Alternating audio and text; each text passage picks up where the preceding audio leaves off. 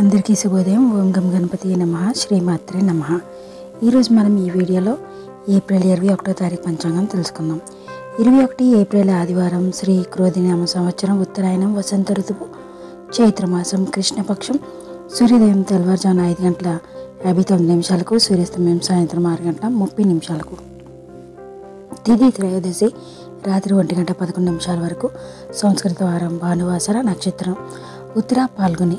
ఉత్తర సాయంత్రం 5 గంటల 2 నిమిషాల వరకు. యోగం వ్యాఘాత. తెల్లవారుజామున 3 గంటల 38 నిమిషాల వరకు. కర్ణం కౌళ.